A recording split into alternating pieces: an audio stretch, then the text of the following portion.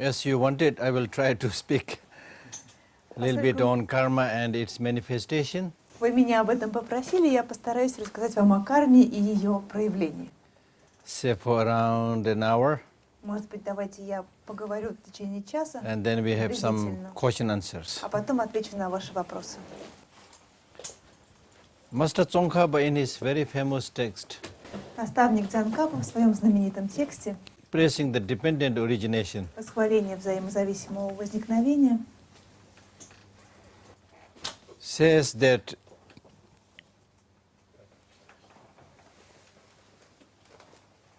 the Buddha become incomparable knower and incomparable teacher писал или говорил, что Будда стал несравненным учителем в своем познании, несравненным учителем, собственно. by knowing the dependent origination. Он познавал взаимозависимое возникновение. That he became incomparable knower and incomparable И в teacher. силу этого он стал несравненным знатоком и несравненным наставником. So I pay homage to that victor, that means Buddha, Поэтому я возношу почтение перед этим победоносным, то есть Буддой, who taught dependent origination. который преподал взаимозависимое возникновение. Then he continues by saying, И далее Лама Дзянкапа продолжает. all the downfalls that you see in the samsara, Все изъяны, которые вы наблюдаете в сансаре, the root is ignorance. их корнем служит неведение. The one who's seeing you can remove the ignorance is again the knowledge of dependent origination. The one by whose seeing you can eliminate the ignorance is the knowledge of dependent origination. И опять же, каким образом мы можем избавиться от неведения? Мы можем избавиться от неведения, опять же, посредством постижения взаимозависимого происхождения. Therefore, if you are intelligent, Поэтому, если вы умные люди, or those who are intelligent, или те из вас, кто считает себя умным человеком,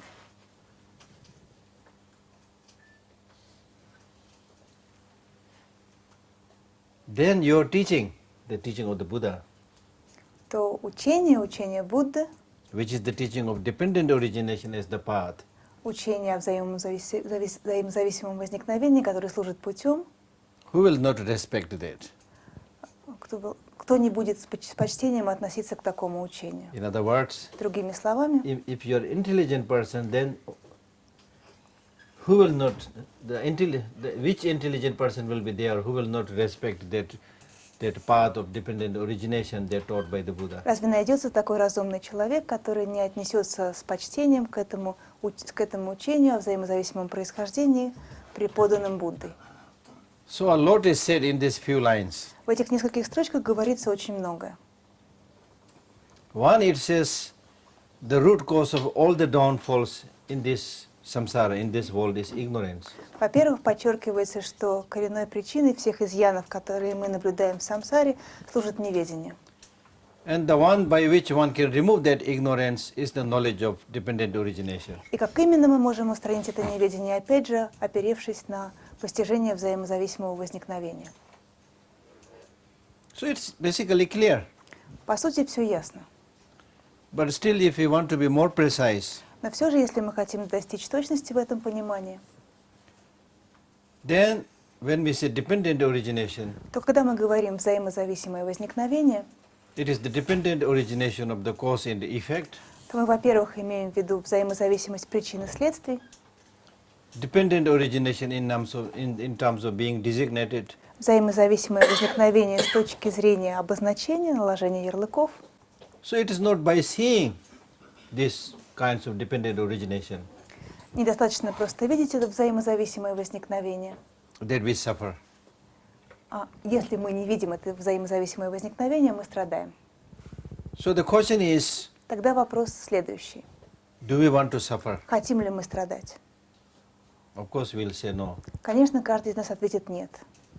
And I've asked these questions in several places, И я уже неоднократно в разных местах этот вопрос поднимал, in many parts of the world. в разных частях земного шара.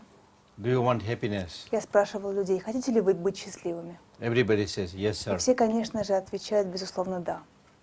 Then I teach them by saying, how long you want happiness? Тогда обычно в шутку я спрашиваю свою аудиторию, а сколько по времени вы хотите быть счастливым? Then everybody smiles. Ну, все в ответ мне обычно улыбаются. By smiling, they are saying, Geshe-la, it's not for few days. И своей We are a bunch улыбкой, of greedy people. We want happiness as long as possible. своей улыбкой они говорят: Геше-ла, ну, мы ребята алчные, поэтому хотим быть счастливыми как можно дольше. So this wish to get the long-lasting peace and happiness, is it something that we learned from Buddhism? Это желание быть счастливым и избавиться от страданий, откуда оно пришло? Пришло ли оно из постижения буддизма? Нет. Is it something that we learned from our parents? Или, может быть, этому научили нас наши родители? Нет. It's the way we are. Так мы устроены. We are born like that. Мы так пришли на свет. And probably some of you who might have listened to some of my talks, I might have said this. И, может быть, You might have heard about this. некоторые из вас, которые уже бывали на моих лекциях, может быть, вы уже и слышали это. От I меня. give an example by saying, look at the situation of the activity, the first activity that is done by a child after the birth. Обычно я говорю людям: посмотрите, что первым делом делает ребенок, появившись на свет. Is it laughing or crying? Что он делает? Плачет или смеется? Crying. Конечно, плачет. No difference whether you are American or Russian or Tibetan, whoever. И здесь не имеет значения, какой мы национальности, русские или американцы, или тибетцы, или кто-то еще. If instead of crying, the first thing that the child does is laughing or smiling, Если ребенок вместо того, чтобы расплакаться, наоборот, рассмеется или улыбнется, then you might be a little bit scared. то вы можете испытать некоторый страх. Oh, this child must be a ghost Вы можете сказать: наверное, это какой-то злой дух родился. or a highly realized being. Или наоборот, высокореализованное существо. So normally the first thing that the child does is crying. Потому что обычно первое, что делает ребенок, он плачет. Now again look at this very carefully. Опять же, давайте этот факт рассмотрим очень внимательно. Is the child, by crying the child is definitely asking for something. Нет всякого сомнения, когда ребенок плачет, он своим плачем чего-то просит. What do you think the child is Чего asking? же он просит? A long teaching on Buddhism Просит, чтобы ему даровали длительное учение по буддизму? or any other religion? Или, может быть, по какому-то другому вероисповеданию? No. Нет. Нет, again. So the child is not asking for any long teaching on any religion, but the child is asking for somebody's love. Итак, ребенок не просит никаких длительных учений по буддизму, а то, о чем он просит? Он просит, чтобы к нему отнеслись с любовью. And their love also unconditional love. И ему нужна безраздельная, безусловная любовь. Because the child has nothing to give back at that time. Потому что в этот момент ребенку нечего предложить нам в ответ. So this is how we started our life. Вот так мы начинаем свою жизнь. So this clearly shows Это how ясно, important unconditional love is. это ясно показывает нам, насколько важна безусловная любовь. If that at that point of the time, if the child did not receive unconditional love, there's no way the child can survive. Потому что если в этот момент, сразу после появления на свет, ребенка не окружат такой безусловной любовью, он не сможет выжить. But unfortunately, as they grow up, we forget that unconditional love. К сожалению, когда мы подрастаем, то мы полностью забываем о безусловной любви. The love we ordinarily do is conditional love.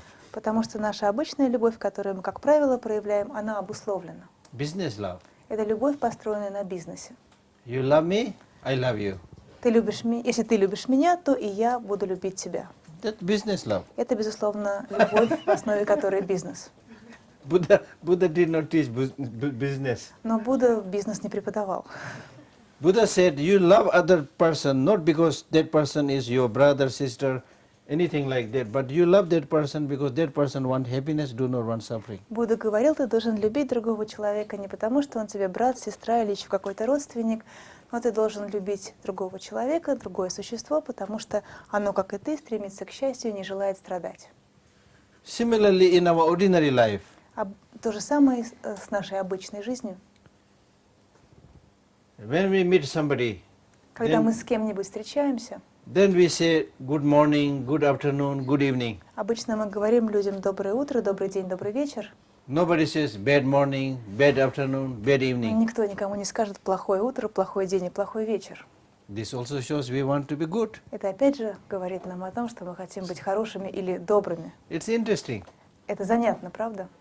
So therefore I've been telling people that every time you say good morning, good afternoon, you remember that you have to be good. Поэтому я призываю людей всякий раз, когда у вас с уст слетают эти слова «доброе утро» или «добрый день», «добрый вечер», пусть это будет для вас напоминанием о том, что вы должны быть добрыми. Then also look at your name. И еще давайте посмотрим на те имена, которые мы носим. Everyone has a good name. У всех у нас имена хорошие. Sunshine, moonlight, whatever. Может быть, если перевести, то получится солнечный свет или лунный свет или какой-то еще. Nobody has a name called ghost. Опять же, никого не зовут злым духом. So this also shows we want to be good. Опять же, и это говорит нам о том, что мы хотим быть хорошими. So that's the key question. Поэтому встает здесь ключевой вопрос. We want long-lasting peace and happiness. Мы хотим долгосрочного мира и счастья. Therefore, this you have to remember all the time. I want long-lasting peace and happiness. И вот это вы должны помнить постоянно, что мое стремление – это стремление к долгосрочному миру и счастью. There is a Tibetan teacher who said that there is nobody who will catch hold of your hand and throw you into heaven. Один тибетский учитель говорил, что никто не схватит вас за руку и не утащит в рай. However good that person is. Каким бы хорошим этот человек не был. Even Buddha cannot do that. Даже Будда не сможет перенести вас в рай. Even God cannot do that. Даже Бог на это не способен. Otherwise we should all be in heaven right now. А иначе мы бы все с вами уже были в раю. Because they have compassion. Потому что у Будды, у Бога есть сострадание. Similarly, there is nobody who will catch hold of your leg and drag you into hell. Подобным образом никто не схватит вас за ногу и не утащит в ад.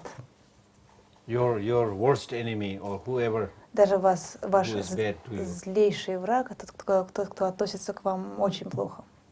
Therefore, your happiness and your suffering is in your hand. Поэтому ваше счастье и ваше страдание у вас в руках. Do not cheat yourself. Не обманывайте себя. That's Buddha's teaching. В этом состоит учение Будды. If we want this world to be good, we have to play the role. Если мы хотим, чтобы мир вокруг нас был хорошим, мы должны сыграть свою роль. If you want your family to be good, you have to play the role. Если вы хотите, чтобы у вас в семье было все хорошо, то опять же вы должны сыграть свою роль. If you want yourself to be happy and peaceful, you have to do the job. Если хотите, чтобы вы сами были счастливым и умиротворенным, то опять же вам нужно проделать необходимую работу. And also to help people remember, I also tell them that when we meet friends and then we depart, then we say, bye, take care. И еще я обычно говорю людям, что когда мы встречаемся с друзьями, а потом расстаемся, то мы можем, прощаясь, сказать «до свидания, будь здоров».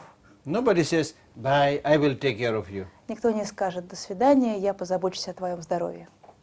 So, one has to take care of oneself. Так что мы должны о себе заботиться самостоятельно. Therefore, do not cheat yourself. Поэтому, опять же, не обманывайте себя. This is very important. Это очень важно. So your happiness and your suffering is in your hand means Итак, когда мы говорим, что ваше счастье и ваше страдание в ваших руках, что это означает? if you do the right thing, you will be happy. Если вы будете делать правильные вещи, то вы будете счастливы. If you do the wrong thing, you will be unhappy. Если будете поступать неправильно, то будете несчастливы. Shantideva in his Bodhisattva says, even though we want happiness, but because of ignorance, we destroy the cause of happiness as if it is our enemy. Шантидева в своем тексте Бодхисаттвачарья Аватара говорила, что хотя все мы стремимся к счастью, мы уничтожаем это счастье, словно это наш злейший враг. And even though we do not want suffering, but we chase after the causes of suffering. И хотя мы не желаем страдать, но мы все время устремляемся в погоню за причинами страданий.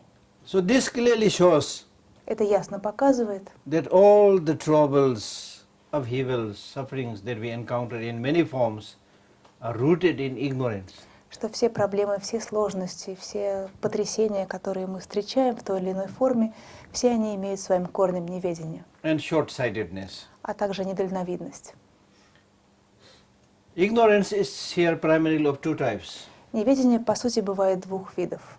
ignorance of cause-effect relationship, Неведение, когда мы не знаем соотношение причин и следствий, and ignorance of the ultimate nature of the phenomena. и неведение, которое не позволяет нам видеть высшую или абсолютную природу явлений.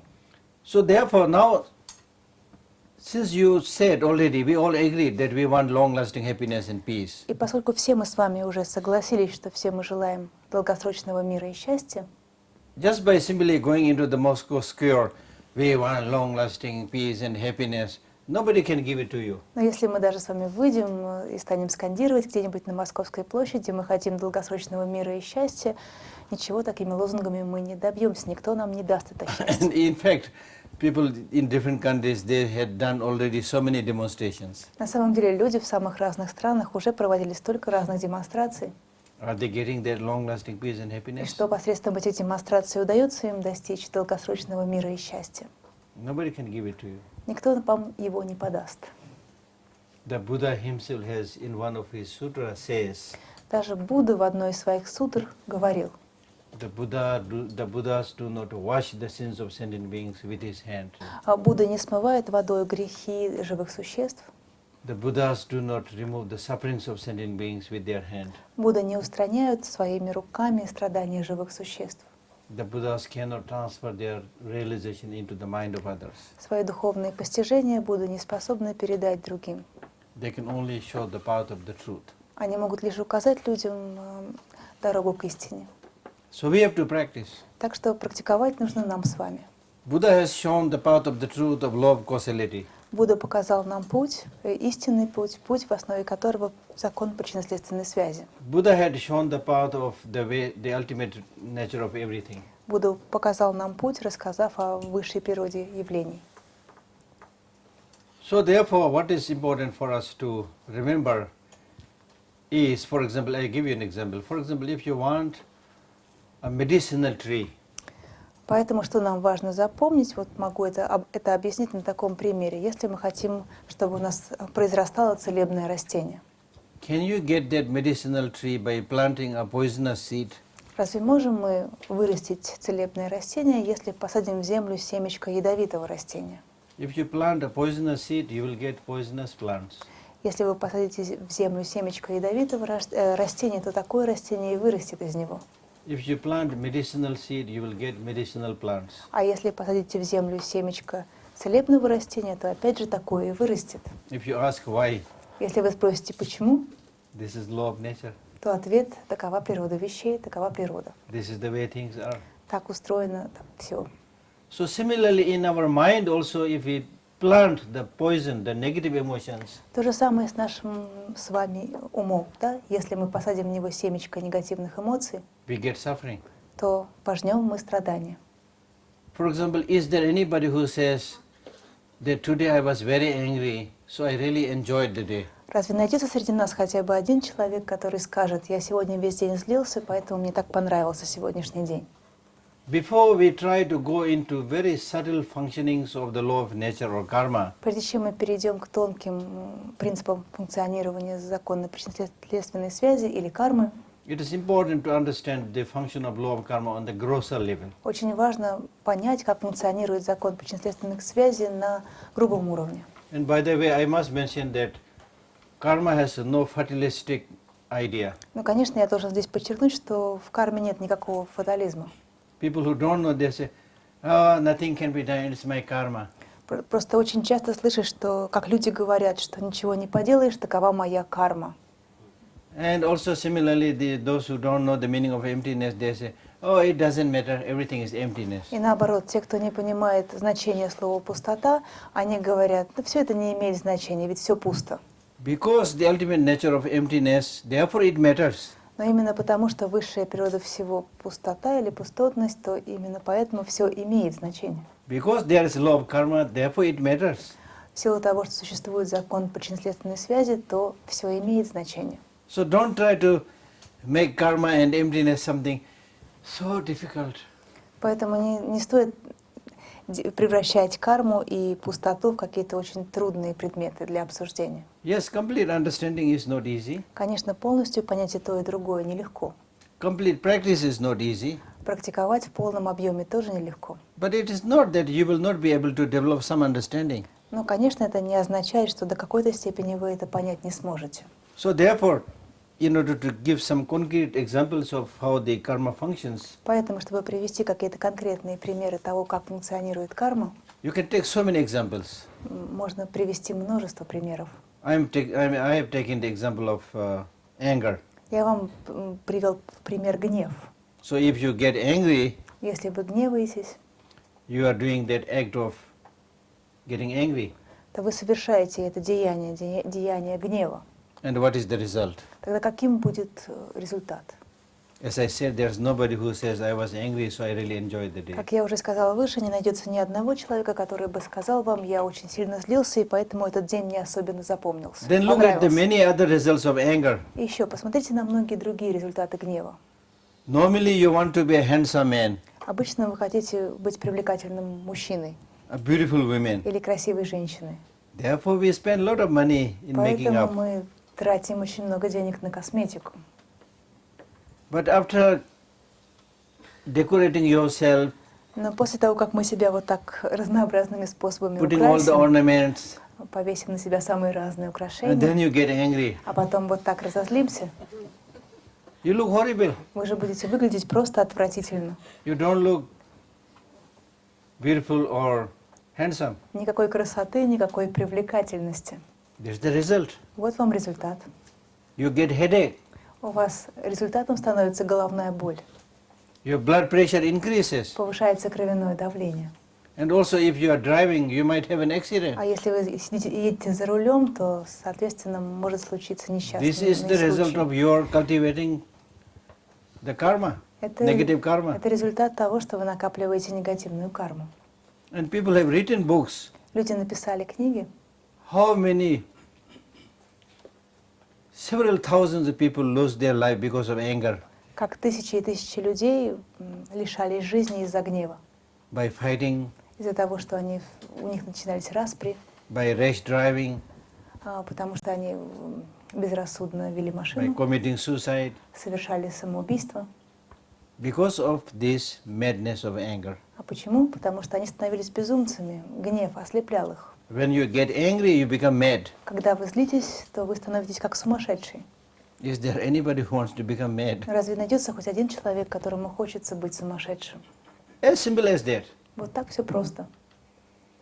So one has to, now we are all grown-up people. Вы все, конечно, взрослые люди, Basically, we have a lot of life's experiences. и у каждого из нас за плечами So what богатый жизненный опыт. So what is important is to of course you can read Buddhist books, you must read Buddhist books. Конечно, вы можете открыть и прочитать буддийские книги, и мы должны их читать. But the most important thing is one should sit down and calmly think Но все-таки самое what kind of главное action leads to what kind of result. — сесть и хорошенько, но спокойно поразмышлять о том, к какому результату привело то или иное действие. For example, in Buddhism we talk about the 10 non-virtuous actions. Например, в буддизме мы говорим о 10 неблагих деяниях. Physically killing. Например, физическое действие убийства. So what is the result? Какой результат влечет за собой убийство? You will be called, you don't have to wait for next life. Вам даже не нужно ждать, пока наступит следующее рождение. People will call, he's a murderer. Люди начнут называть вас убийцей. You will be imprisoned. Вы окажетесь в тюрьме. Or you might also go insane Может быть, вы даже лишитесь рассудка, because you have done something against human nature. потому что вы совершили нечто такое, что идет вразрез с человеческой природой. And then, of course, in the Buddhist text it says, if you take somebody's life, Ну и в буддийских текстах it will shorten your говорится life. также, что если вы убиваете, забираете чью-то жизнь, то ваша собственная жизнь сокращается. In this life and in the future life also. Короткой будет ваша нынешняя жизнь, короткой будут также и ваши следующие рождения. Similarly, if you steal, Подобным образом, если вы воруете, stealing means taking things without being given. что такое воровство? Это когда мы присваиваем вещи, которые нам никто не давал. It can be through robbing, it can be through burglary, it can be through deceitfulness. So in whatever form, if you take something or forcibly, okay, if you take something from others when it was not given to you, this is called stealing, theft. Мы можем кого-то обокрасть, можем как бы выйти как разбойник на большую дорогу, можем хитростью раздобыть не принадлежащую нам вещь или отобрать ее силой. В любом случае результат один. There is a Tibetan saying which says, a thief will never become rich. Есть такая тибетская поговорка, которая гласит, что вор никогда не бывает богатым. Somehow it's interesting. Занятная поговорка, не правда ли? Either he may not get wealth somehow, or even if he gets it, he misuses it, or even if he gets the wealth, he is mentally poor, so he can never get rich.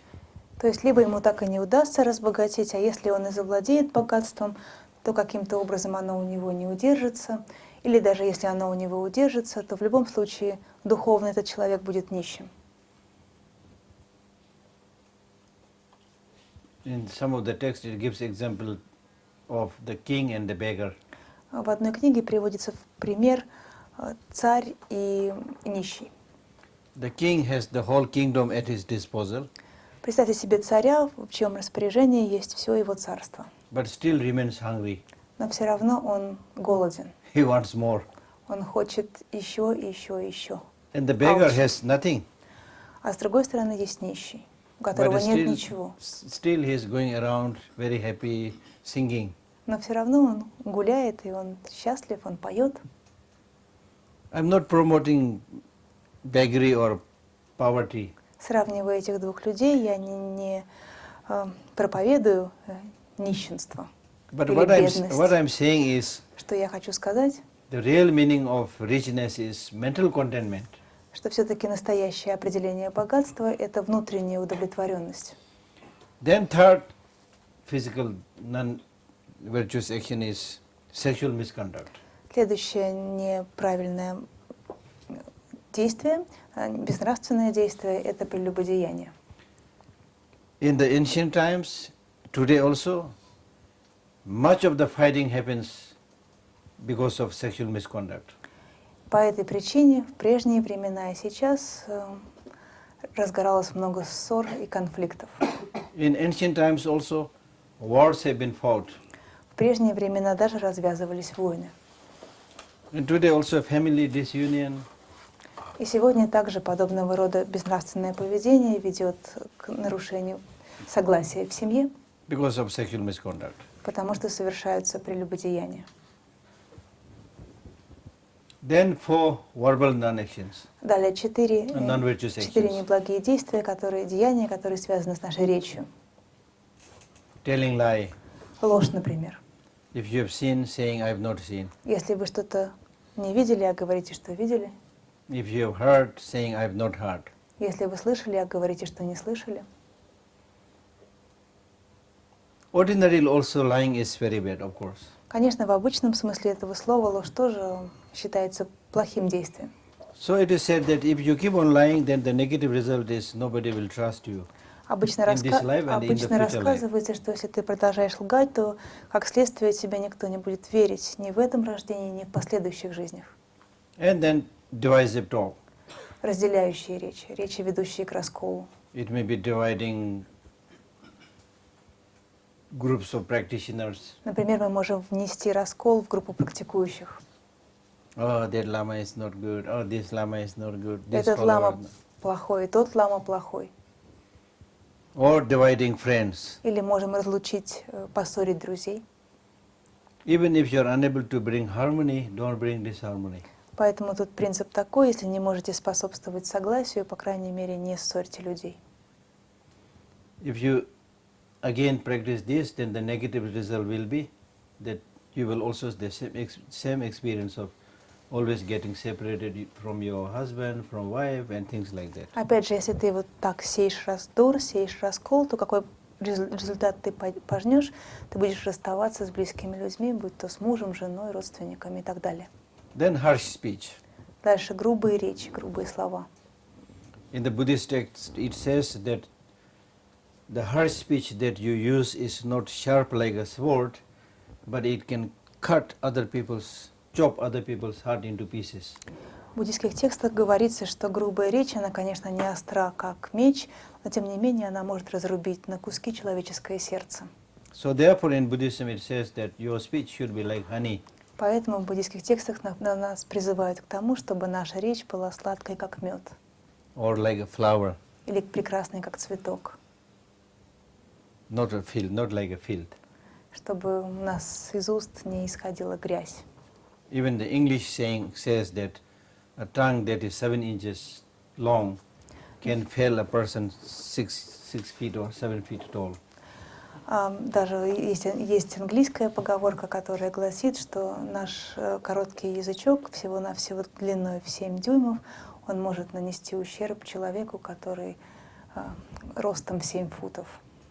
And it is said that the negative result of such harsh speech is that people will not trust your word, number one. Какие результаты будут у этого неблагого деяния? Во-первых, нам никто не будет доверять. And one keeps on hearing bad news all the time. Все время к нам будут приходить дурные вести. And you will also be born in a place which is uneven. И ты еще родишься в такой местности, где земля будет очень неровной, бугристой. Then the fourth is idle gossip or chattering. И четвертое — пустая болтовня.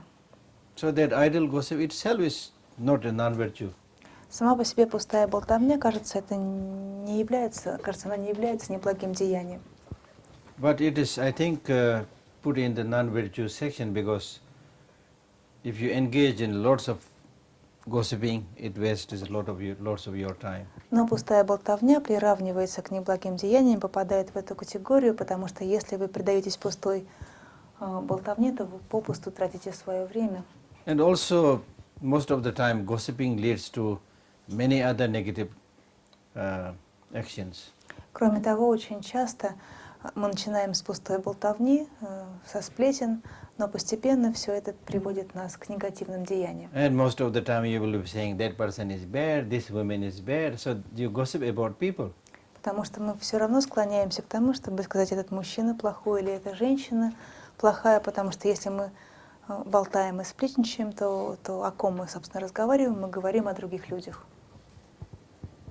So if you engage in too much gossiping, then again the result is you will not be trusted. Поэтому, опять же, если вы слишком много сплетничаете или болтаете, то You will not be trusted. вам опять же не будут доверять. And people will be gossiping around about you. И люди будут распускать сплетни уже теперь о вас. There are people like that. You see, some people. И есть такие люди, правда? Everybody gossips about some people. Есть какие-то особые люди, о которых особенно ходит много слухов и сплетен. Where some people they don't gossip about that person. Some people don't gossip about some person. Но есть люди, которые о других слухов не распускают. Then the last three mental non-virtue Теперь sections. последние три, они связаны с умом.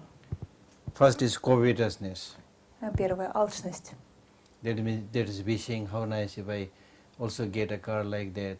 Чрезмерное желание, когда, например, мы думаем, как хорошо бы, если бы у меня был такой автомобиль. How nice if I also get a cloth like my neighbor. Если бы у меня была вот такая одежда, как у моего соседа.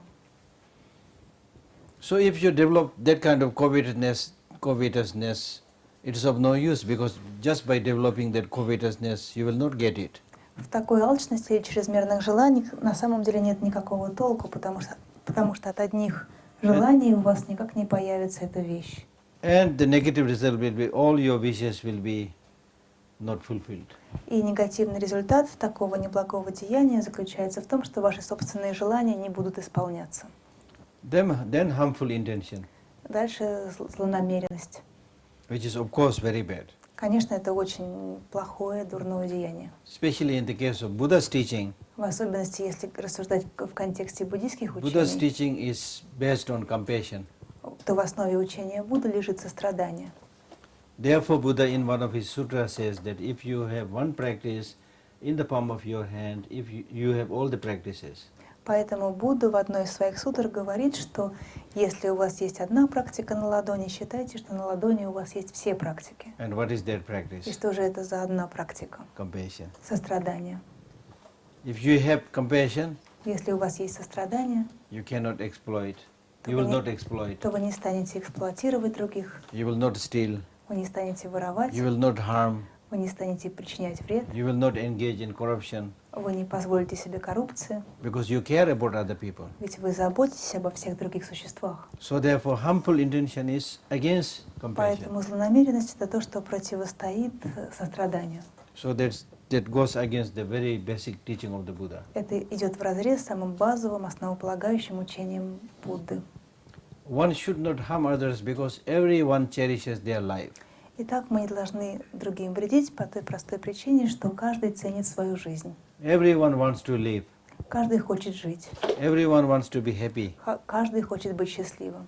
So therefore, if you harm them, that's the worst thing you can do. Поэтому, если другим существам вы наносите вред, то худшего и пожелать нельзя. Therefore, His Holiness the Dalai-Lama summarizes the Buddha's teaching by saying, if you can help, please help. If you cannot help, do not harm.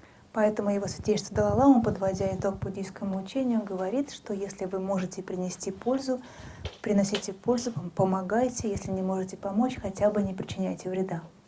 Then the last is wrong view. И, наконец, последнее неблагое деяние, связанное с умом, это неправильные воззрения.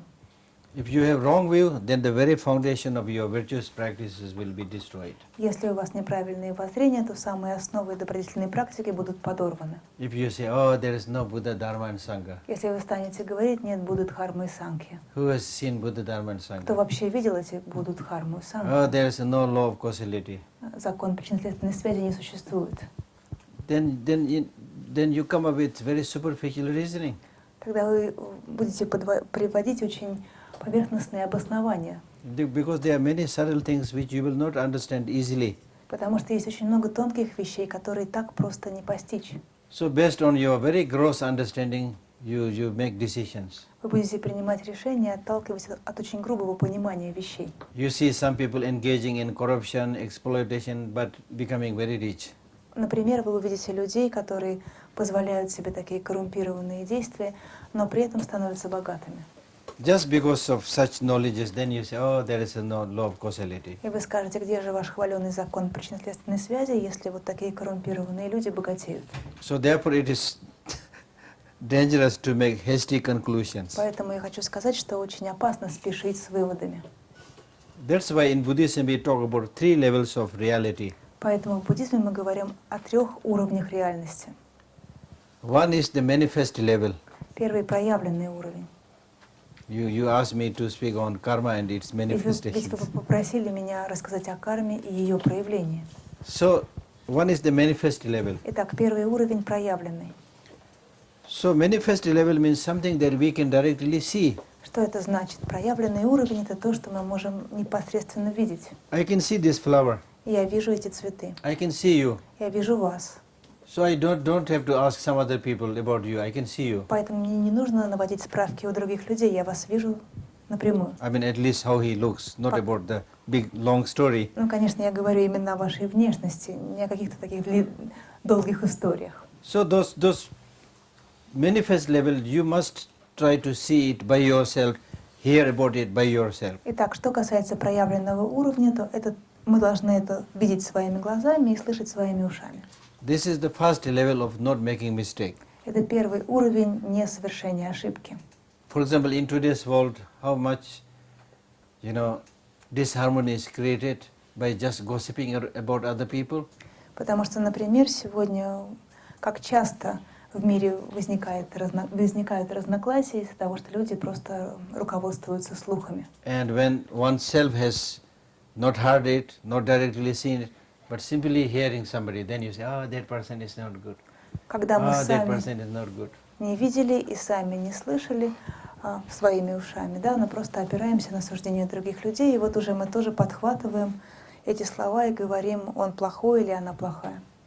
So unless you have conviction, Поэтому, если мы не пришли к полной собственной убежденности, unless you have the true facts, если у нас нет better not to speak about it. в распоряжении истинные и достоверные факты, лучше не говорить об этом. And in general also, И в целом говоря тоже, it will be good to speak a little bit less. было бы хорошо, если бы все мы говорили немножечко поменьше. If we look at our features, Если мы посмотрим на Features. Yeah, trying to say. На Her органы. brain is not working У меня немножечко голова сегодня не работает, потому что мы только прилетели. Если мы посмотрим на органы, на наши органы, части нашего лица. I'm not sure how to say. Okay. Части нашего лица и черты нашего лица. Then you will. I know what Geshe is trying to say. Yeah, yeah. But I can't Then you will see Тогда вы увидите, that we have two eyes. что у нас есть два глаза. That means see more. Это означает, смотри в оба, да, старайся видеть больше. Two ears. У нас два уха. Hear more. Это означает, постарайся больше слышать. No two mouth. Ртов у нас не два, а всего один. Only one mouth. Только один. Speak less. Говори поменьше. And nose also is not like the pig, you know. И ноздри у нас It's расположены не как у поросенка, а они вниз, как бы, да, смотрят вниз. To smell more about you Это чтобы мы больше вынюхивали and make sure that you are clean. те запахи, которые от нас самих It's исходят, not for да? smelling other people's. Чтобы мы больше себя, так сказать, обнюхивали, да, а не других людей.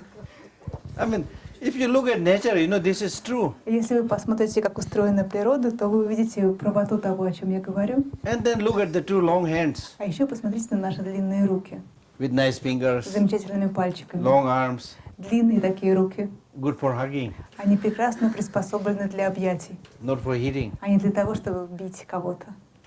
His Holiness Dalai-Lama says that. Это говорит Его Святейшество Далай-ламы. And I've read books where many great thinkers have said it. И я также читала книгу, в которой подобные вещи говорят и великие мыслители, другие великие Then also мыслители. look at the teeth, Еще давайте посмотрим на свои зубы. good for smiling, Они прекрасно подходят для того, чтобы улыбаться, not good for killing animals. а не для того, чтобы убивать или загрызать каких-то животных. Although we eat meat, but if you use your teeth to kill animals, all your Конечно. teeth will fall. Конечно, мы едим мясо, но если мы попробуем загрызть своими зубами какое-то животное, то, скорее всего, останемся без зубов. Similarly, look at the nails. И вот еще на пальчики тоже посмотрите, на ногти. It's not like those birds or animals who can like prey В этом with their плане strong nails. You know, if we use our nail, all our nails will go out.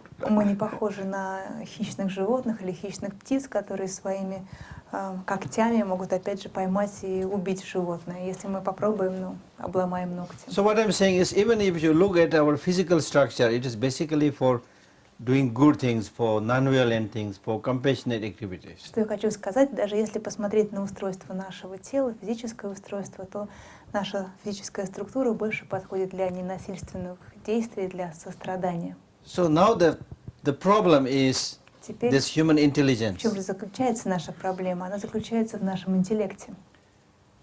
In the sense that, of course, intelligence itself is neither good nor bad. Конечно, сам по себе человеческий интеллект, он не хороший и не плохой.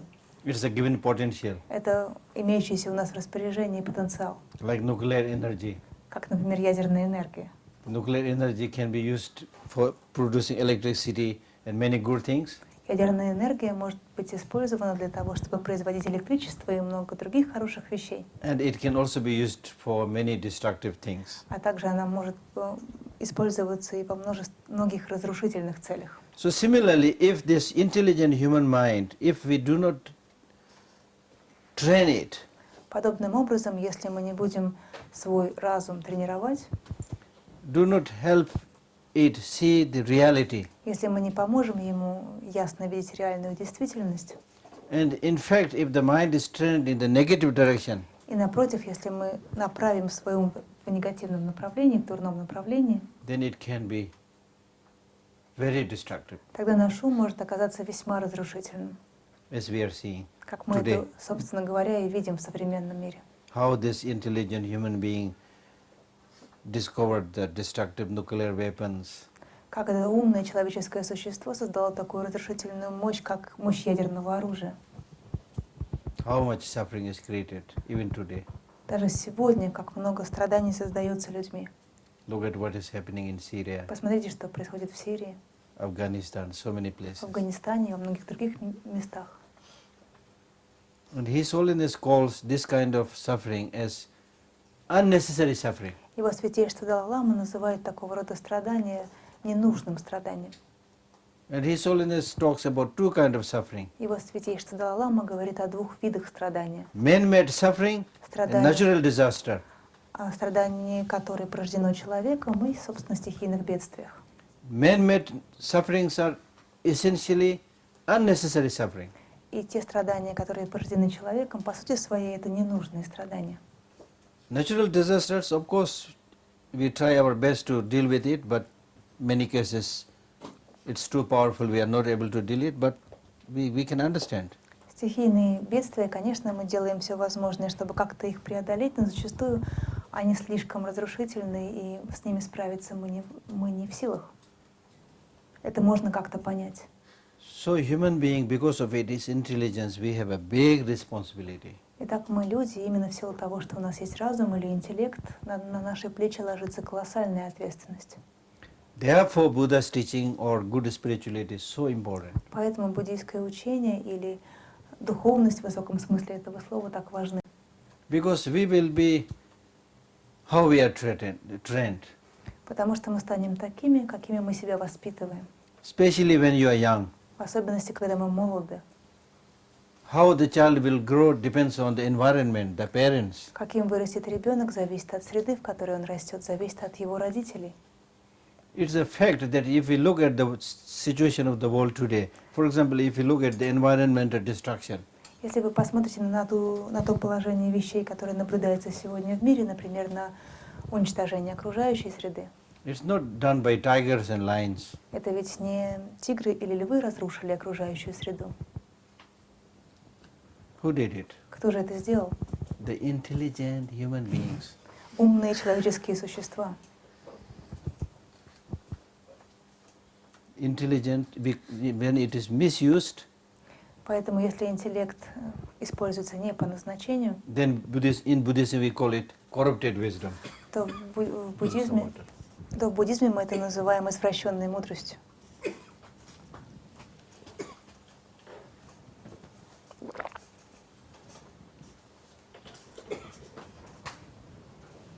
We call this age of information. Мы называем нынешнюю эпоху эпохой информации.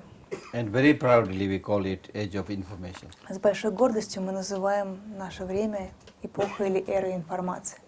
But much of the information that we get is junk information. Но при этом большая часть информации, которая есть в нашем распоряжении, это бесполезная, информация, это мусор. And the Buddha says, don't make your mind a garbage bin. Будда призывал нас не превращать свою в мусорную корзину. I'm not exaggerating it. И сейчас когда это говорю, я не преувеличиваю. Don't you get junk mails? Разве вы не получаете спам? Да, спасибо. Yeah. Spam, yeah, junk mails. So therefore, just as it is important for us to have this knowledge of law of causality, поэтому, подобно тому, как для нас важно знать закон причинно-следственной связи, we need to know about the reality as it is. Нам также нужно знать, каковой является реальность на самом деле. That's a very important teaching of the Buddha. Это очень важное учение Будды. Buddha did not invent Buddhism. Будда вообще не придумывал или не изобретал буддизм. He discovered Buddhism. Он буддизм открыл. Discovered from where? Где он его открыл? From you and me. Он открыл, наблюдая за мною и вами. From stones. Он наблюдая за камнями. From trees. За деревьями. That's why we give him the name, the fully awakened one. Вот почему мы называем Будду полностью пробужденным. Buddha is one fully awakened one. Будда — это существо, которое полностью пробудилось. That means he was always trying to understand the reality. То есть Будда все время предпринимал попытки для того, чтобы понять реальную действительность. The law of nature of everything. Закон природы, который включает все явления. And as a result, he taught impermanence. В результате он дал нам учение о непостоянстве. Impermanence was not invented by Buddha. Опять же, непостоянство не было изобретено Буддой. Even before Buddha came, impermanence was there. И даже до прихода Будды непостоянство все равно существовало. But people closed their eye. Люди ходили с закрытыми глазами. People wanted to live permanently. Люди хотели, чтобы их жизнь была постоянной, вечной. Of course, they are going against nature, so they cannot live permanently, but they always wish we should live permanently. Разумеется, вечность или постоянство идет вразрез с природой, и поэтому вечная жизнь была невозможной, но все равно люди придерживались этого желания. Buddha said, no, it's impermanent. You better understand this and live in accordance with that. Но Будда подчеркивал, нет, говорил он, мы живем в непостоянстве, лучше это нам понять. We have the suffering nature. Мы обладаем природой страдания. And we pretend we don't suffer. А мы притворяемся, будто бы мы не страдаем. Until we get very, very sick. До тех пор, пока мы не заболеем какой-нибудь We тяжелой pretend I'm болезнью. Мы будем притворяться, ходить вот так и говорить, у меня все в порядке. Once I accompanied a Tibetan physician and visited the 4 Scandinavian countries. Однажды вместе с тибетским врачом я посетил 4 скандинавские страны. So I was helping that Tibetan doctor. Я оказывал помощь этому тибетскому доктору. I was really like surprised and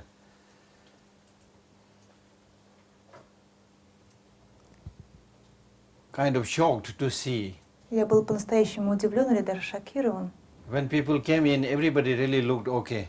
что когда люди приходили к врачу, все на первый взгляд были такими благополучными. Nicely dressed and makeup and everything. Красивая одежда, косметика и все такое.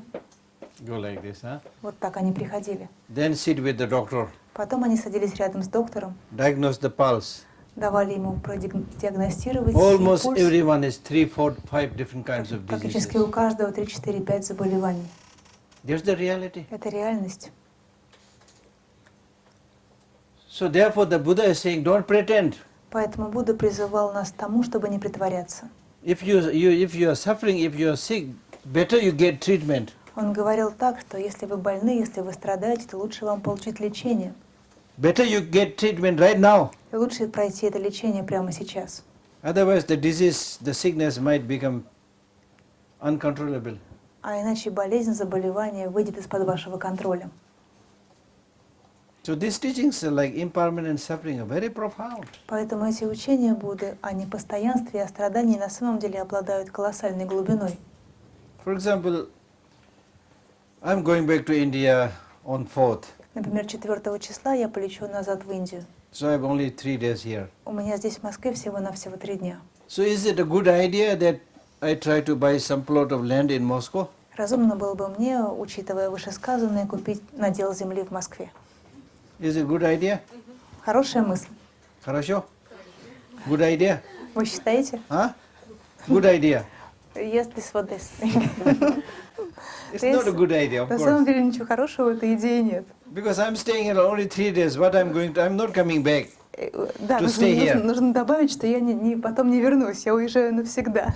Только 3 дня, и потом я уезжаю. If, for example, I am going after 3 days and I have no plan to come back and settle here, then if I buy a plot of land, it is stupid. Если я собираюсь въехать через 3 дня, и у меня нет ни малейших планов вернуться назад, и я покупаю надел земли, то это глупый поступок. Instead, I should make sure whether my tickets are confirmed. Чем мне следовало бы заняться на самом деле, так это проверить, подтвержден ли мой билет, My passport is ready, things like that. все ли у меня в порядке с паспортом и так далее.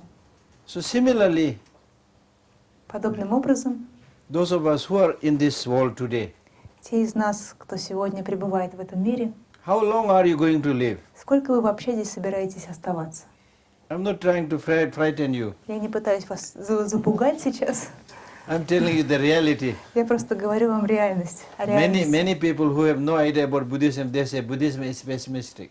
Очень многие люди, которые понятия не имеют о содержании буддийского учения, они называют буддизм пессимистической религией. It is not pessimistic, it is realistic. Но на самом деле это не пессимистическое, а реалистическое учение. Buddha is always saying, don't be scared of talking about the reality.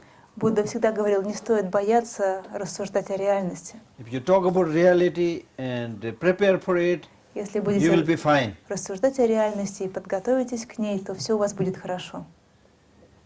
So therefore, how long are you going to live here now? Итак, как долго вы собираетесь здесь еще прожить? One thing that is sure is that we are going to die. That's Но for sure. одно совершенно ясно, что мы обязательно умрем. Да, это точно. Это That's факт. sure, Это точно, unfortunately. к сожалению. And also, unfortunately, И еще, к сожалению, the time when we are going to die is not sure. время нашей смерти неизвестно. It can come any time. Смерть может прийти за нами в любой момент. Now, if that is the case, И если все обстоит именно так, then what is it that is best for you to do now? то тогда чем же лучше всего нам заняться прямо сейчас? That's the question. Это вопрос к вам. I normally give this example. Я обычно привожу такой пример. If there are 3 criminals who are caught Представьте, что сейчас здесь стоят 3 преступника. and standing in front of us, Они стоят прямо сейчас и смотрят на нас. and that they will be executed or killed Их поймали, и вот их скоро казнят. at 11 p.m. Их tonight. казнят сегодня в 11 часов вечера. So they have, say, 4 hours to live together. Им осталось жить вместе 4 часа. How they should behave among Как они themselves? должны вести себя Fight each друг с other? другом? Подраться? They have only 4 hours to live. Им осталось жить всего 4 часа. Steal each other's property, Может быть, попробовать отобрать друг у друга имущество? engage in corruption. Или, может быть, какие-то коррумпированные действия совершать? When I read this text, Когда я читал этот текст, I realized this I am not going to forget forever. я почувствовала, что этот пример я никогда не забуду. It's so powerful. Он обладает такой огромной силой. So we can all understand that these criminals who will be killed after 4 hours, definitely the only thing that they should be doing is by being nice to each other, consoling each other, Мы praying together. без труда можем с вами понять, что эти преступники, которые стоят здесь, их скоро казнят через 4 часа, они должны проявить друг другу доброту, они должны утешить друг друга, они должны вместе помолиться. Definitely not being mean to each other or trying to hurt each other and so forth. Совершенно точно они не должны быть злыми по отношению друг к другу и не должны попытаться нанести друг другу вред. We are exactly in the same situation. Но ведь мы с вами точно в таком же положении, как эти преступники. They have 4 hours. Им осталось жить 4 часа. And we have how many years? А нам сколько лет осталось? Even if I give you big discount, Даже если я скидку большую вам дам, we'll have big discount, I'm хорошо, saying. очень большую скидку, I give you big discount and let us say we live another, и скажу, on an average, say 50 years. что в среднем нам осталось жить 50 лет. So during these 50 За years, эти 50 лет, how should we live together? как мы должны жить вместе? That's why the knowledge of impermanence is so important. Вот почему понимание непостоянства имеет такое важное значение. For example, look at this meeting. Вот давайте посмотрим на нашу с вами сегодняшнюю встречу. You are all trying to be very nice to me. Вы все стараетесь быть со мной такими милыми. You're smiling, Вы улыбаетесь, as if my talk is good. как будто бы я читала вам хорошую лекцию. Okay, I'm also happy because you're listening to me. Я тоже счастлив, потому что вижу, вы меня слушаете. Because we all know each other, okay, we will be here maximum an hour and a half. Мы все с вами знаем друг друга, и нам известно, что мы проведем вместе на самое большее 1,5 So let us часа. be nice to each other. Поэтому мы думаем, ну если всего-навсего 1,5 часа, давайте лучше будем милы друг с другом. So if you realize the impermanent nature, Если вы осознаете эту непостоянную природу всего the сущего, fleeting nature, эту скоротечную природу всего, the realization that we are on this world like a tourist. если вы осознаете, что мы в этом мире все равно что туристы, A tourist goes around sightseeing, learning the good things in that country, enjoying. турист просто приезжает в другую страну, пытается все самое лучшее в этой стране посмотреть и получить от этого удовольствие. A tourist does not go to other place to fight and things like that. Туристы не приезжают в другие места, чтобы там развязать драку или что-нибудь в этом духе. So we are tourists on this planet. Так что мы с вами ведь туристы на этой планете. And we are not sure, as I said, how long we are going to live. И мы не знаем, сколько нам еще жить осталось. So while we are alive, Пока мы, however long it is, пока мы с вами живы, и неважно, сколь долгой будет наша жизнь, make it beautiful. давайте сделаем так, чтобы эта жизнь была прекрасной. With your love, with your compassion, with your good work. Наполните эту жизнь любовью, состраданием, хорошей работой. Like Buddha is remembered today. Помните, ведь именно за это сегодня помнят He will be Будду. remembered. И так смогут запомнить и вас. That is the best way of your legacy. Это лучшее наследие, которое вы можете оставить после That's себя. what the world needs Это то, в today. чем сегодня так сильно нуждается современный мир. So therefore, Поэтому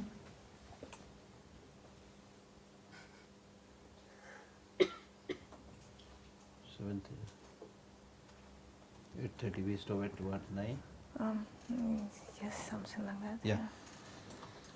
So, to conclude, В заключение, Buddha is saying, live in harmony with the law of nature. Будда говорил следующее: живите в согласии с законами природы.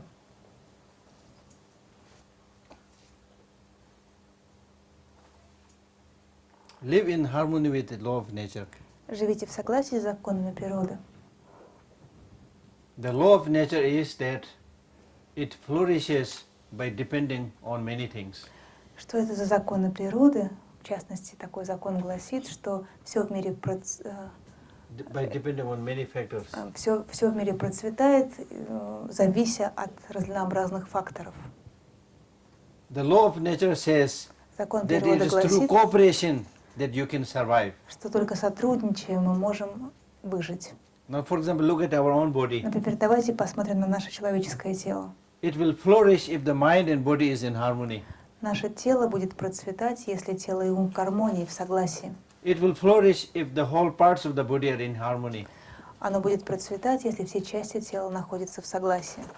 Similarly, in the case of a tree, it flourishes when it is in harmony. То же самое можно сказать и о дереве. Оно замечательно растет, если все его части в гармонии. When there's disharmony, then it crumbles and falls. Если наблюдается дисгармония, то дерево увядает и может рухнуть на землю. So this is again because of the law of nature. Опять же, это происходит в силу закона природы. So therefore you need to realize this fact, Поэтому вам нужно осознать этот факт. that since everything is designated by the mind, Поскольку все в этом мире представляет собой For example, this is- обозначение, наложенное for нашему example, уму. this is a book. Например, вот эта книга, For example, this is a book. это книга. Clear? This is a book. Мы согласны с вами, да, что это книга. If I say this is not a book, this is elephant. Если я скажу, что это не книга, а слон, And if I say I'm going to read from the elephant, и я скажу, сейчас я почитаю слона, then you will say, oh, Geshe is now. то вы скажете, что Гешела что-то немного помешался. But the question is, how did this become a book? Но вопрос очень важный, как этот предмет стал книгой, Not elephant. а не слоном. Designation. Наименование, наложение ярлыка. Just by giving the name. Мы даем название One. Number two, предмету, это первое. А второе, how you fare well in your life is very much dependent upon your mental perspective, how you see things. ваше собственное ощущение, как вы себя ощущаете в жизни, зависит от того, как вы смотрите на вещи, от вашей собственной перспективы. One person marries this woman thinking this is the most beautiful woman. Мужчина женится на какой-то женщине, думая о том, что его избранница самая прекрасная женщина на земле. She may not be the most beautiful woman, Вполне возможно, что она не самая прекрасная женщина на земле.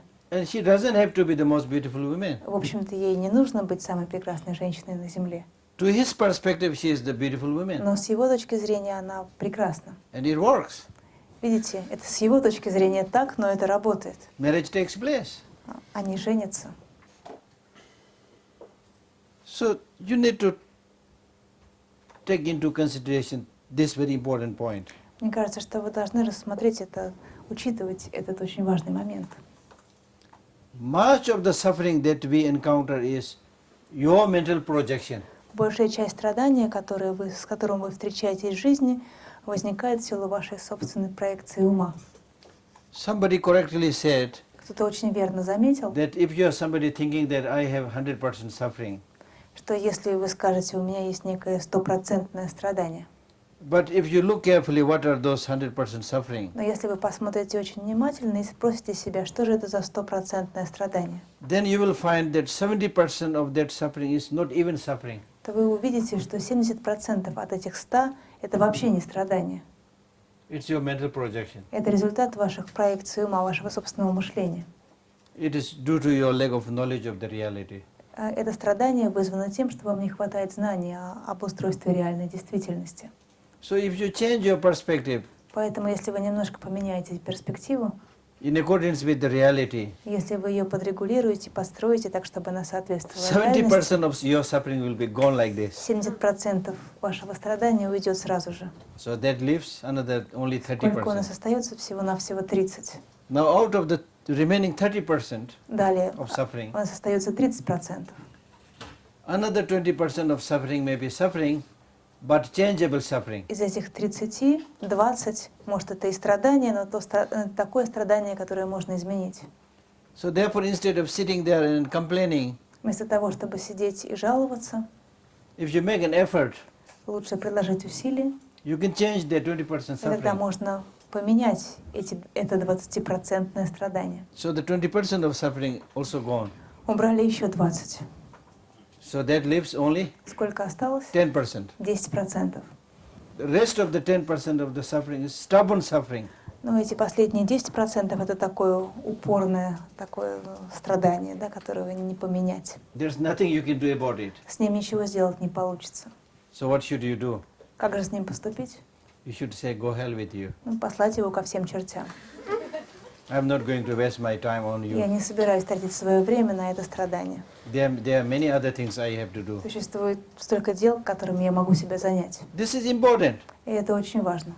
because most of the time we are like what we say in English, crying over the spilled milk, you know. Потому что большую часть времени мы плачем над убежавшим молоком.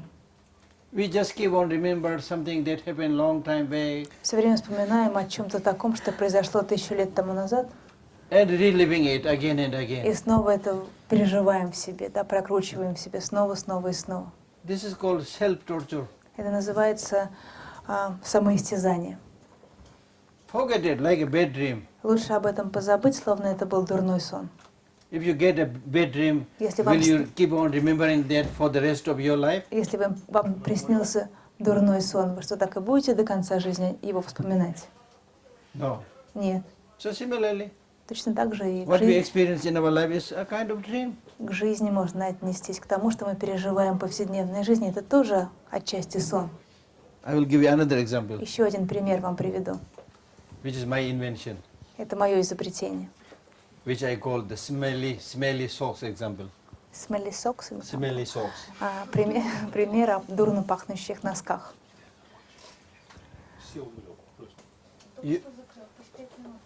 Your mental projection, see? Ваши ментальные проекции. For example, Например, if my own socks, если мои носки, even if it is smelly, даже если они дурно пахнут, because it is my socks, поскольку это мои носки, so I will find it less smelly. мне покажется, что они чуть-чуть, ну не так уж сильно дурно пахнут. Sometimes to check how smelly it is, I take it up to my nose. Иногда даже, чтобы убедиться, что они не так уж дурно пахнут, я их сниму и поднесу к носу. But if it is someone else's socks, Но если вдруг это оказываются чьи-то чужие носки, even if it is brand new, пусть даже они совершенно новые, we might think, oh, socks smelly. мы скажем, какие отвратительно пахнущие носки. Mental projection. Ментальные проекции. So you can come up with so many mental projections Вы можете обнаружить такое огромное количество этих проекций вашего собственного ума, due to which we are caught there and we are immobilized there. из-за которых мы как бы оказываемся в ловушке, из-за которых мы становимся полностью обездвиженными. So therefore the Buddha suggests that please see the reality Поэтому Будда всегда призывал нас к тому, чтобы мы, пожалуйста, through direct perception. видели реальность посредством прямого восприятия. And the second way of knowing the knowledge is through inferential cognition, through reasoning. И второй способ получения знаний посредством умозаключения.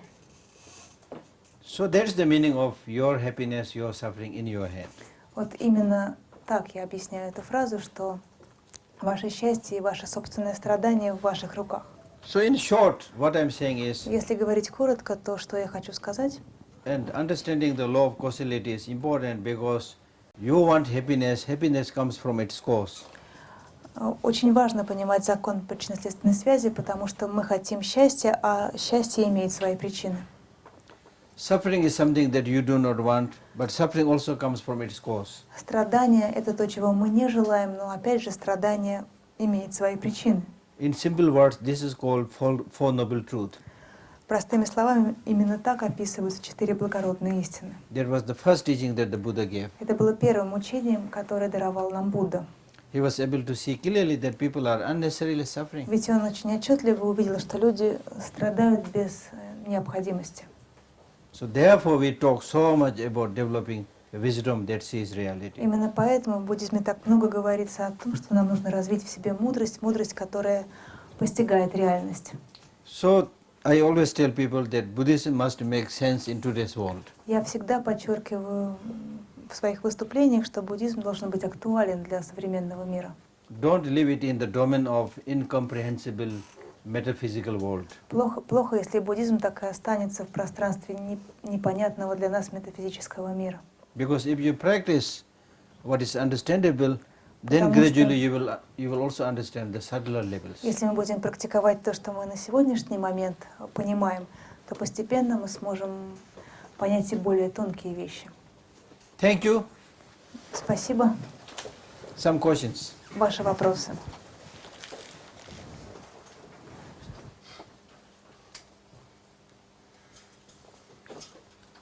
They must have questions.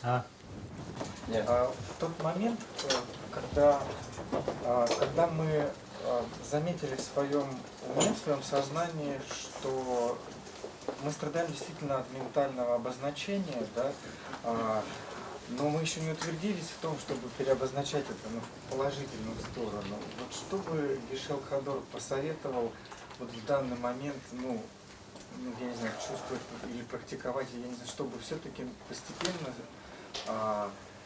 мы бы сдвигались в сторону вот каких-то положительных обозначений тех или иных явлений.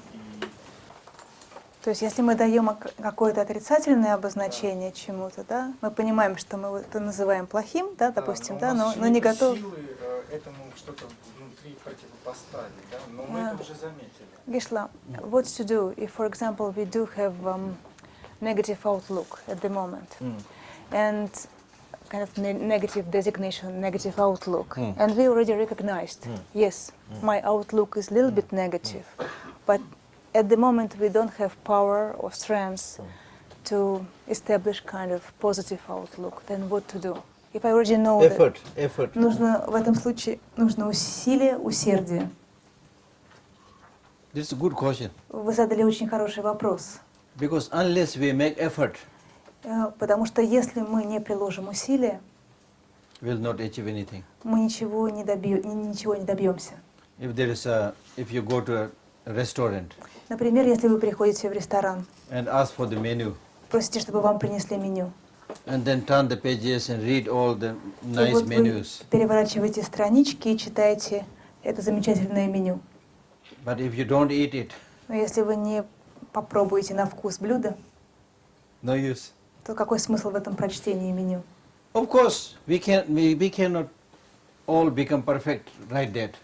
Разумеется, в одночасье мы не можем стать совершенными. It takes time. На это нужно время. But one has to make the effort. Но с нашей стороны требуется приложить усилия. Meditation, the famous word meditation. Медитация — это знаменитое слово медитация в буддизме. Meditation is not so much about sitting in a corner and closing the На eye. самом деле в буддийском понимании медитация это не имеет прямого отношения к какому-то сидению в углу с закрытыми глазами. Meditation means getting habituated with positive ways of thinking and living. Медитация с буддийской точки зрения — это постепенное приучение себя к позитивному мышлению, к позитивным действиям. Again, Tsongkhapa in his great stages of the path says, Опять же, лама Цзонкапа в своем сочинении «Большое руководство к этапам пути пробуждения» Ламрим oneself is controlled by one's mind. говорил, что мы находимся под контролем собственного ума, One's mind is predominantly controlled by negative emotions. а ум по большей части контролируем нашими негативными эмоциями. Therefore we are suffering. Вот именно по этой причине мы страдаем. Therefore, now we should make our mind habituated with positive emotions. Поэтому от нас сегодня что требуется? Приучать свой ум к положительным эмоциям. That's meditation, real meditation. Вот это и есть медитация, вот это настоящее значение слова медитация. And therefore, some other teachers, they also say, А другие, properly understanding the law of karma. поэтому другие учителя также говорят, важно правильно понять закон кармы. It's much better than getting the vision of a deity. И это правильное понимание закона кармы куда важнее, чем непосредственное видение божеств. Пожалуйста.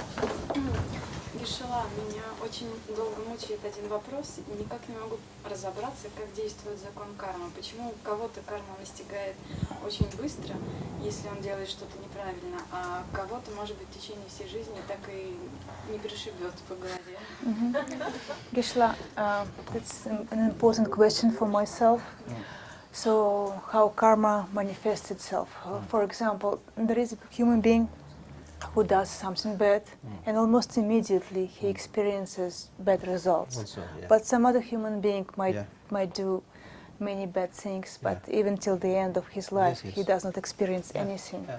How come? How come? How it works?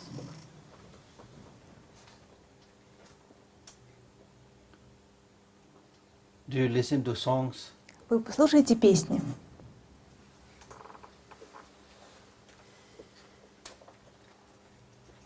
When we record the song, Когда мы записываем песни, let us say I record a song, мы представим, что мы very записали nice song. песню, очень хорошую.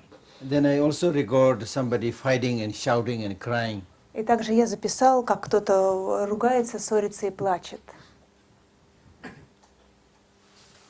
Then after that, I don't listen to it, keep it. После этого я эту запись не прослушиваю, она у меня так и лежит. I could listen immediately also, Я могу сразу же эту запись прослушать.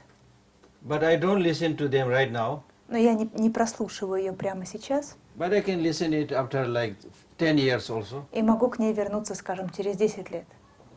But still you can listen after 10 years. Но все равно через 10 лет эту запись я могу прослушать. How does it happen? Как это происходит, как это работает.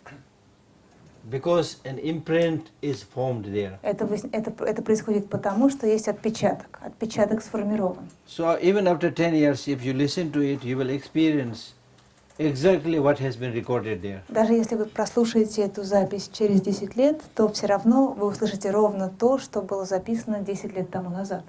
You will either hear a song or hear somebody fighting, depending upon what you have recorded. То есть вы услышите либо песню прекрасную, либо чью-то ссору и слезы, в зависимости от того, что из этого вы записали.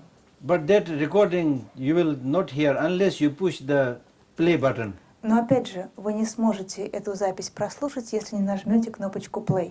So similarly, when we, like in Buddhism we call it living in imprint. В буддизме мы называем это оставлением отпечатка. That basically means mind getting habituated. Что это значит? По сути, мы к чему-то приучаем свой ум. Now when your mind gets that habit, Если вы, depending upon how strong the habit is, what are the circumstantial factors are, so depending upon that, sometimes the habit it will be experienced immediately, sometimes the habit will stay there for a long time, and then again it will, when it encounters the external situations, it will come out. дальше все зависит от того, насколько сильна в нас та или иная привычка, то есть тот или иной отпечаток, и в какие условия мы попадаем, каковы внешние условия. Если это сильная привычка, то результат этого действия может проявиться быстрее. И если проявляются соответствующие внешние обстоятельства, опять же, они могут повлечь за собой проявление этого отпечатка. Yeah, something like that. Что-то в этом ключе. Yeah. Yes.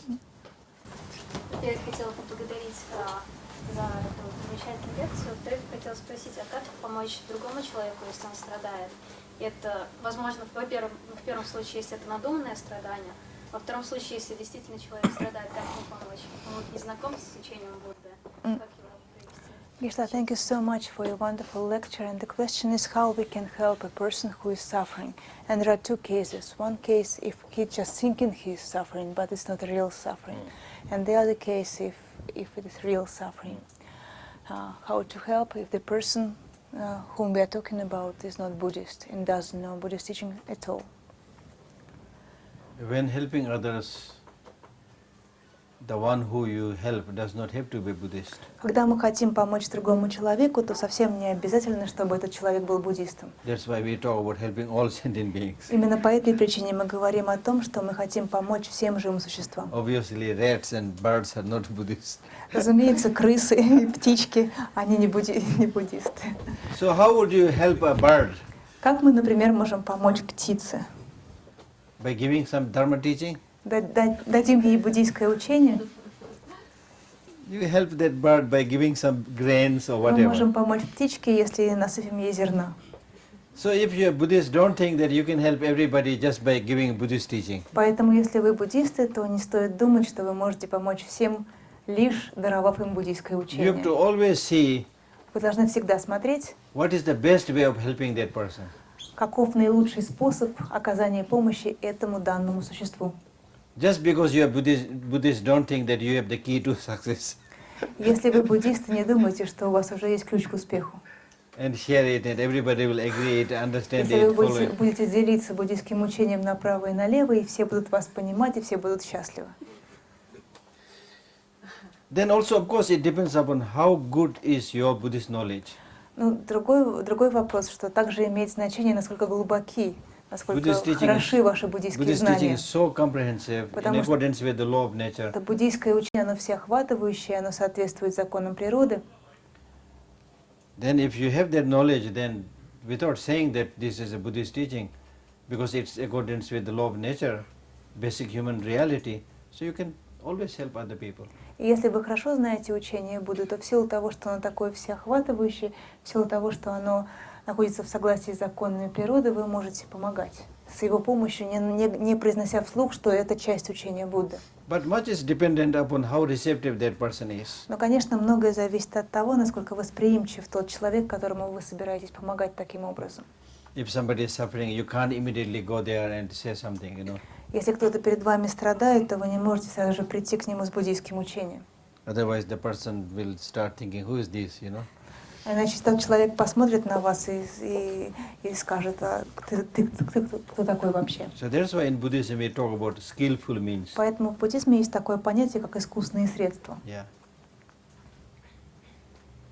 And the most important thing is showing genuine love and affection. Но в целом самое Genuine wish to главное, help others. чтобы оказать помощь, нужно проявить искреннее участие, да, искреннюю заботу о человеке. As one English saying says, that love is a language that the deaf can hear and the blind can see. Как гласит одна английская поговорка, любовь — это такой язык, который слышит глухой и видит слепой. Yeah.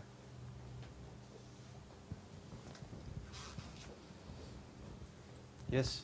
Пожалуйста. Меня как музыканта интересует вопрос, связанный с выступлением. И, например, если специфика, например, жанр предполагает то, чтобы вести себя как на сцене, там, ну, так вызывающе, да, скажем, шоу такое устроить.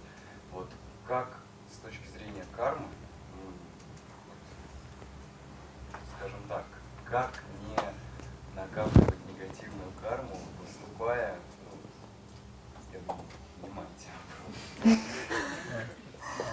Я пытаюсь представить, что вы имеете в виду, какое именно выступление может накопить такую негативную карму. Скажем, Например? Например, содержание, может, каких-то текстов, может, какие-то определенные вещи, которые не стоит делать. Делать или произносить. Да, Мгм.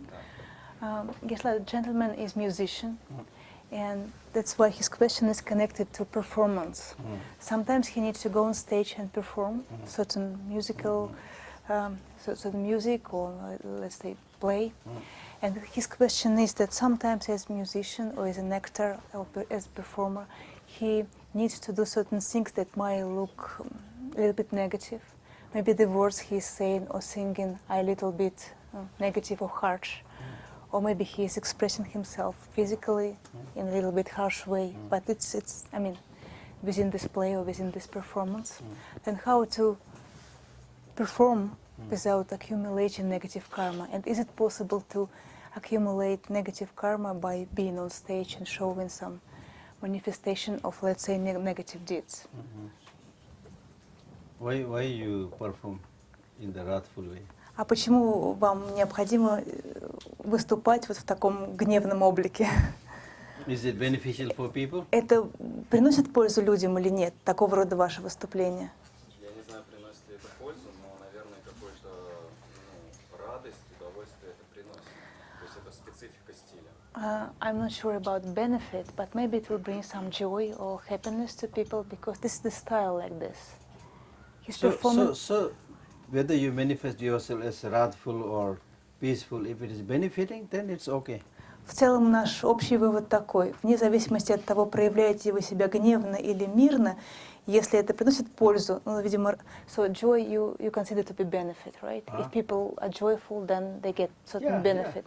Ну, как бы мы можем сказать, что если они радуются, значит, они получают пользу. Если они получают пользу, значит, it is not negative karma then. I don't think so. Тогда, наверное, это не негативная карма. It's not negative karma because you did not cultivate the motivation thinking, I'll, express in a wrathful way and then make them unhappy. That was not your Потому motivation. что у вас же не была изначально мотивация, сейчас я выйду на сцену, проявлю себя в таком гневном облике, да, и они станут несчастными.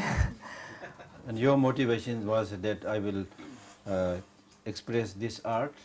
Ваша мотивация была следующая: я проявлю себя в этой форме искусства. And there are people who like it. И есть люди, которым такая форма искусства по душе. So therefore it's okay.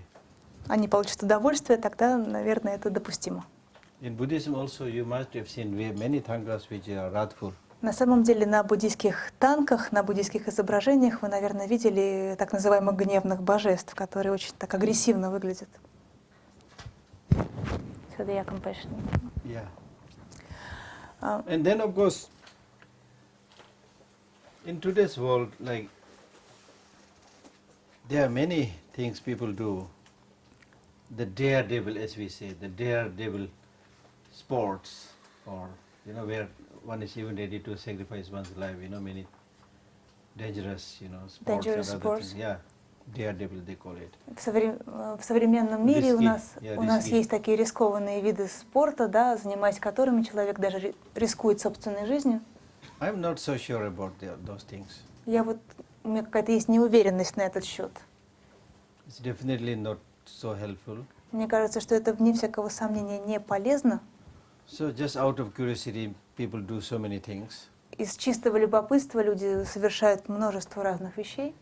If it is like, if they are enjoying, it's fun, and it's not like harming their life or not harming others, it should be okay. Если человек получает удовольствие от какого-то занятия и при этом не наносит вреда ни себе, ни другим, то тогда это нормально. If it is harming others and harming oneself, then I don't know. Но если своим занятием, своими действиями он приносит вред самому себе и другим людям, то тогда уже я сомневаюсь в правильности такого занятия. А можно, скажем так, вдогонку к этому вопросу, если расценивать искусство как подношение людям, вот с такой мотивацией, что я подношу искусство другим людям, вот с этой точки зрения, какая будет кармическая роль? Geshla, then the continuation to this question. If, for example, doing my art, my performance, I will think that I'm making offering, kind of musical offering. Very good. It will be good. Of Karmically, it Of course, could be of course. accumulation, Yes, some yes, merits. yes, yes. Если вы будете думать, что это такое подношение, то вы накопите положительные заслуги. Извините, я не могу смотреть в вашу сторону, потому что звук почему-то That's уходит. very much explained in the Buddhist text. Вот это очень подробно объясняется в буддийских текстах. Yeah. Пожалуйста. Хотел задать такой вопрос. Я поймал себя на мысли, что нет сильной веры в будущую жизнь, воды и так далее. И известно, что многое в буддизме строится на этих столпах. И при этом не нашел, по крайней мере, я не нашел доказательств четких об этом. И исходя из этой ситуации, хотел бы спросить, что мне делать, чтобы моя практика дальнейшая была чистой. So Geshe, I found myself, I was thinking and I understood that I don't have strong belief in past and future lives. And on the other hand, lots of things in Buddhism are being based upon this kind of belief.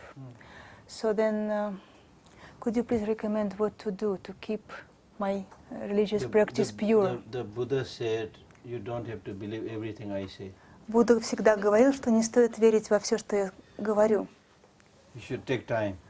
Должно пройти время. Practice those things which you believe. Практикуйте те вещи, в которые вы верите. That's enough. И этого будет достаточно. Like for example, the Buddha says, do not do anything that is negative. Будда говорил, не совершай ничего дурного. Do everything that is positive. Совершай благое, только благое. Discipline your mind. Усмири свой ум. This is my teaching. В этом учение Будды. So that I think you are practicing. Мне кажется, что именно это вы и практикуете. So that's, I think, enough. И этого будет достаточно. And then, of course, you should think Но, тем не менее, вы должны about the possibility or задумываться impossibility о of. возможности и future life. невозможности будущих жизней. But if you are interested, I'll give you a little bit Но если explanation вам это интересно, я могу дать некоторые объяснения на этот счет. how it is possible. Почему я считаю, что будущее жизни возможно? We have as human beings two things, body and mind. У нас, как у человеческого существа, есть две составляющие – тело и ум. Now during the day when we are active, the body is active, mind is active. В течение дня, когда мы активны, активно наше тело и активен наш ум. Now in the night when we sleep, А ночью, когда мы отправляемся спать, the body is of course inactive now. разумеется, тело, оно переходит из активного состояния в пассивное. Even your sense consciousness is withdrawn. Даже ваши виды сознания, связанные с органами чувств, они перестают действовать. The mind still remains active. Но ум сохраняет свою активность. In fact, while you are sleeping Когда peacefully, на физическом уровне вы спите и погружены в спокойный сон, snoring, храпите, but your mind may be shopping in New York. но ваш ум в это время может бегать за покупками в Нью-Йорке. Do you get such dream? У вас такие сны бывают? So what is happening? Что же происходит на самом деле?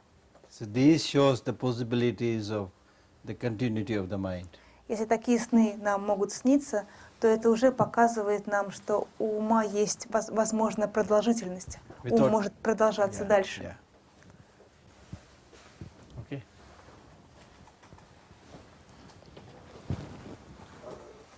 Я хотел спросить, а есть ли в карме понятие искупления своих каких-то плохих поступков, или причина всегда породит следствие?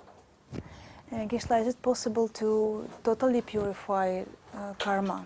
Or if we already committed some negative deeds, the consequence is going to manifest itself regardless? Or it's possible to... Очищение или искупление возможно? It is said that if you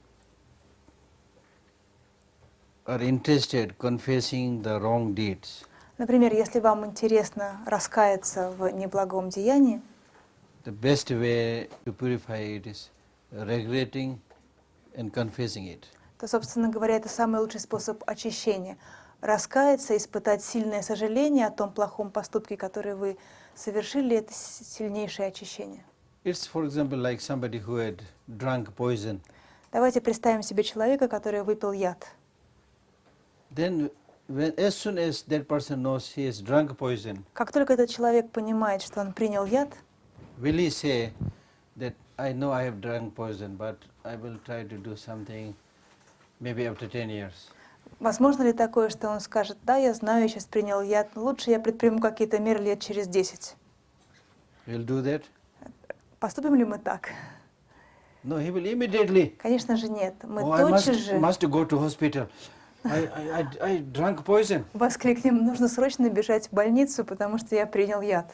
Then he goes to the hospital, takes treatment, gets И cured. такой человек, он отправляется в больницу, его начинают лечить, и вот он исцелился. This is a physical related experience. Это мы с вами рассуждаем в контексте тела.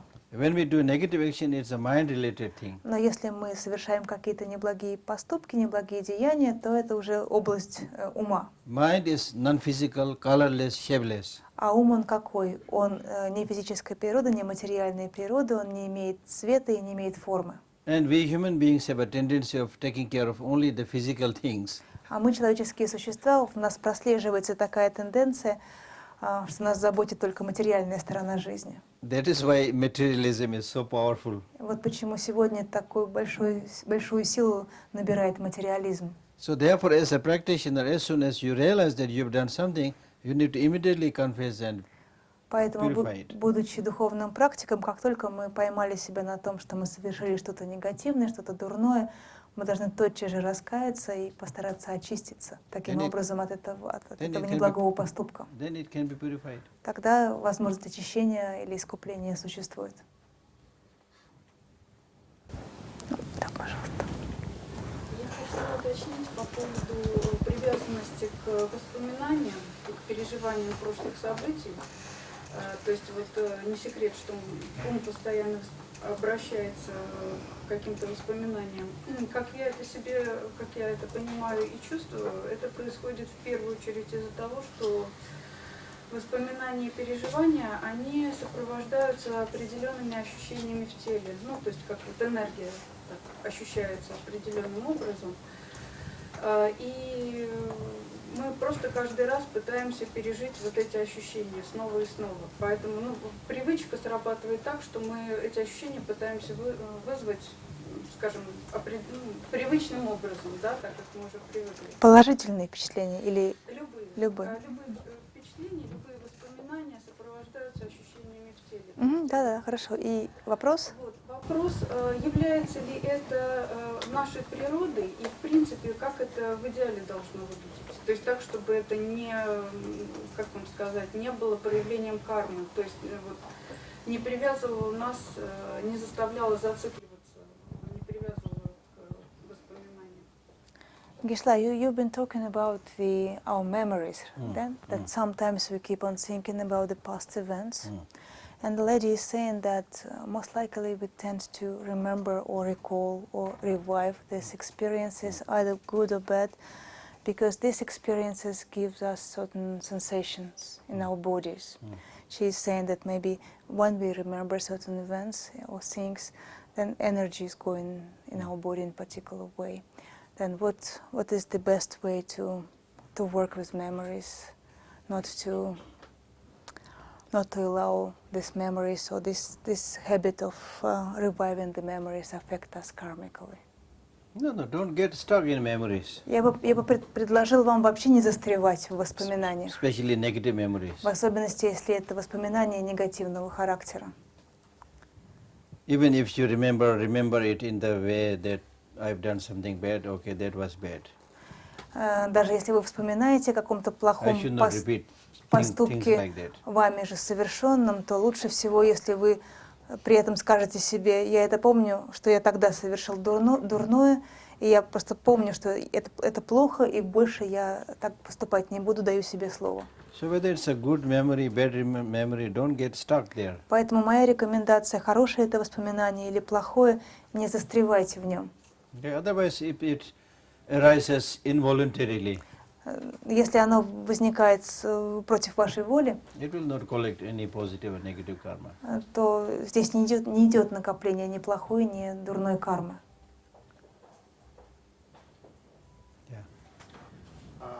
Гешла упомянул, что есть сутра, что Будда не может грехи смыть водой, и, соответственно, никто за нас ничего не сделает. Тогда зачем в буддизме так много ритуальности, пудж, мантр, где просят, там, например, манджуши дать какую-то мудрость, да, или там пуджи по устранению препятствий, то есть как это может нам помочь, если мы ничего не делаем, просто присутствуем на этой пудже.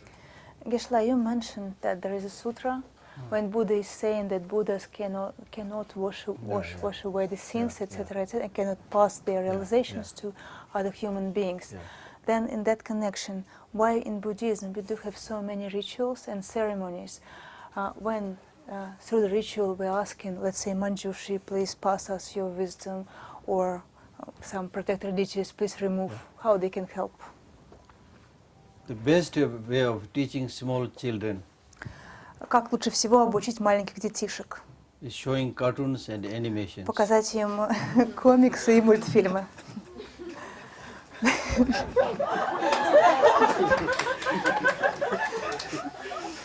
The Buddha calls us my children. Будда, обращаясь к нам, называет нас «дети мои». Of course, we think I'm a professor, you know. Но мы-то, конечно, думаем, я профессор. But in terms of removing negative emotions and cultivating positive Но emotions, в we are том, still что child. касается устранения отрицательных эмоций и воспитания положительных, мы все еще малые дети. So the painting, the rituals, Поэтому нам предлагаются картинки, ритуалы. there are different means and methods. Есть разные способы, разные методы. Monks becoming, shaving the hair, Монахи, wearing this cloth. монахи в частности, бреют голову и надевают вот такие одеяния. These are like motivators, Это все служит для нас мотивирующей силой, reminders. служит нам напоминанием. But if you think ritual itself is everything, then that's wrong. Но если вы будете думать, что ритуал решает все, то это будет ошибка. Again, the meaning of ritual is wisdom, compassion. Смысл ритуала, опять же, это мудрость и сострадание. Okay. If you don't remember about compassion, wisdom, but simply if you beat the drum, then Если вы не помните о мудрости и сострадании и попросту колотите в барабан, that's why, like even when we use the bell and the vajra, поэтому, когда мы даже используем эти ритуальные предметы колокольчика и ваджру, then the bell symbolizes wisdom, understanding, то emptiness. колокольчик символизирует мудрость, постигающую пустоту, Vajra symbolizes the great bliss. а ваджра символизирует великое блаженство. And then the drum we use symbolizes impermanence, А бой барабанщика означает непостоянство. things like that. Вот такой смысл. So we need to, this is a good question, На самом деле вы задали очень хороший вопрос, because many people, they get stuck in the rituals and, you know, потому что столь многие люди буквально увязают в этой reciting. ритуальной стороне, в этом начитывании чего бы то ни было. And when they get a problem, they don't know what to think. А потом, когда в их жизни возникает проблема, они не знают, как думать, какой должен быть соответствующий образ мышления в этот момент. Okay. На этом, наверное, завершим. Chanchu semjo Rinpoche, maje ba nam che jurje, che ba nyamba, me ba ya kung ne kung do phe wa ra.